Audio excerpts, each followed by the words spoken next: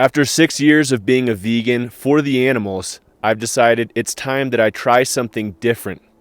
Switch things up a little bit for the sake of my journey. Sure, I have saved over 2,000 animals in my 6 years of being vegan. Yes, even though I live 10,000 feet higher away from the sea, I still feel healthier than I did 6 years ago before going vegan. But considering the massive influx of new comments with such intellectually persuasive arguments, how could I resist the urge to quit veganism? Recently, I've had some time to think about the fact that us humans have been inflicting animal cruelty on weaker animals for millions of years. Look, I have canines.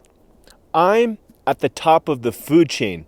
And while I may be an atheist, I'd be lying to myself if I said God did not put all animals here to feel and experience pain so that I could inflict pain and suffering onto them. Logically, it only makes sense that a human like me gets every right to breed hundreds of sentient, human baby-like beings into existence each year so I can inflict unnecessary suffering onto these beings for my pleasure. I mean, let's be real. Why do these vegans get the right to force me to believe that causing an unnecessary mass holocaust on sentient, innocent animals is wrong? I am an alpha apex hunting for meat at the supermarket with my bow predator. Now, yes, while I am fully conscious of the fact that I am going to kill 2,000 more animals in the next 6 years than I did in the past 6 years unnecessarily, I just feel like it's more wrong for me to rob myself of the cultural instinct to hunt for meat in a supermarket over sparing 2,000 sentient animals every 6 years. So most of you may be wondering, what will the topic of discussion be and content on this YouTube channel now? And I mean, I'm thinking it'd be kind of cool to show you my journey of how I'm going to be going about getting meat. And my plan is I'm going to buy 4 puppies, Labradors from a breeder. I want white labs. They're supposed to taste the best, so I'm going to get those. And we got these cages. They're just big enough for a full-grown dog to stand inside and breathe inside of, but not really like turn around or anything. They don't need to do that. But we'll start off with 4. That should give me enough meat for the year. So, and I'm thinking they live for about 10 years. So if we do it like the livestock, we'll kill them at like 1/10 their lifespan.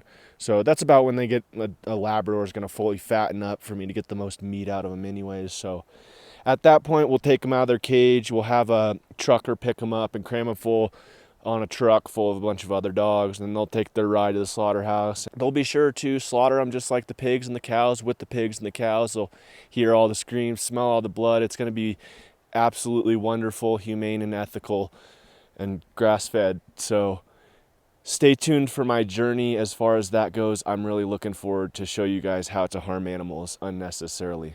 I don't want anybody to get anything wrong here. I truly am grateful to the atheist deities that placed these animals here for me so that they could suffer and feel pain and bleed unnecessarily for my pleasure.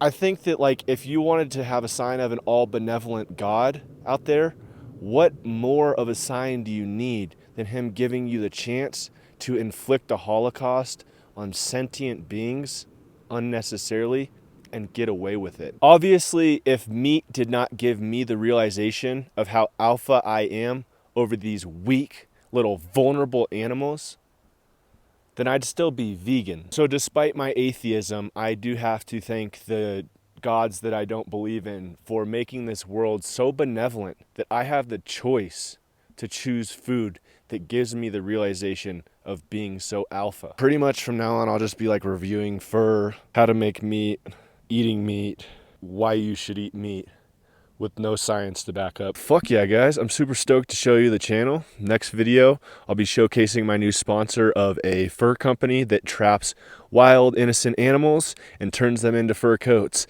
So I'm super stoked to show you that. You can look forward to content like that, content like how I raise Labradors for meat and how to turn them into bacon, all that sorts of good stuff coming soon to Austin Dobbins' YouTube channel. Hit subscribe for more.